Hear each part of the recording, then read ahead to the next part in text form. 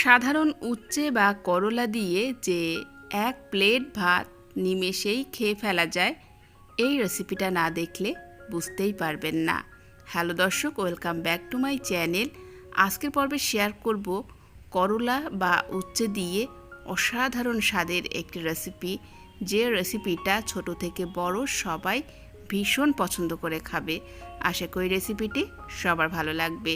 রেসিপিটি বানানোর জন্য আমি এখানে মিডিয়াম সাইজের উচ্ছে নিয়েছি 4টের মতো। আপনারা উচ্ছে কিংবা বড় সাইজের করলা দিয়েও কিন্তু এই রেসিপিটা বানিয়ে নিতে পারেন। আর এখানে নিয়েছি মিডিয়াম সাইজের কয়েকটা গোটা পেঁয়াজ। এবার উচ্ছে মাঝখান থেকে হালকা করে এভাবে ফালি করে উচ্ছের বীজগুলোকে বার করে নিয়েছি। এরপর যে গোটা পেঁয়াজ কেটে নিয়েছি, পেঁয়াজগুলোকে মানে একটা একটা পেঁয়াজ আমি একটা একটা উচ্ছের ভিতরে এভাবে ভরে দেব। তবে আমি এখানে গোটা পেঁয়াজ দিলাম, আপনারা চাইলে কিন্তু পেঁয়াজগুলোকে মাঝখান থেকে ফালি করেও দিয়ে দিতে পারেন। এবার আমি একটা কড়াইয়ে দিয়ে দিচ্ছি পরিমাণ মতো সরিষার তেল। আর অবশ্যই আপনারা উচ্ছের এই রেসিপিটাতে সরিষার তেল দিয়ে বানানোর চেষ্টা করবেন। তো এখানে তেলটা গরম হয়ে গেছে। এখন আমি তেলটাকে প্যানের চারপাশে এভাবে একটু ছড়িয়ে দিচ্ছি। দিয়ে এখন একে একে যে করলা আর পেঁয়াজগুলোকে আমি ভরে নিয়েছি, তো সেই পেঁয়াজ আর করলাগুলোকে একে একে তেলের ভিতরে দিয়ে দেব। এবার লো টু মিডিয়ামে রেখে আমি এখন পেঁয়াজ সহ এই করলাগুলোকে ভেজে নেব। এবার উপর থেকে একটু দিয়ে দিচ্ছি স্বাদ মতো লবণ। এরপর চাইলে কিন্তু আপনারা ঢাকনা বন্ধ করেও উচ্ছে আর পেঁয়াজটাকে ভেজে নিতে পারেন।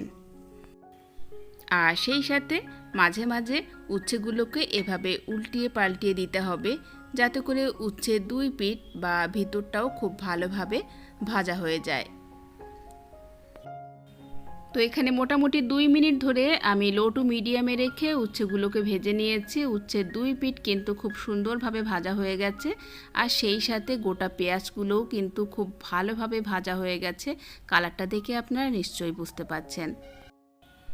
আর এভাবে উচ্ছের ভিতরে পেঁয়াজ দিয়ে পেঁয়াজগুলোকে ভেজে নিলে উচ্ছেগুলোর খুব সুন্দর একটা ফ্লেভার আসে। তো এখানে উচ্ছেগুলো ভাজা হয়ে গেছে। এখন আমি একটা প্লেটে তুলে নিচ্ছি।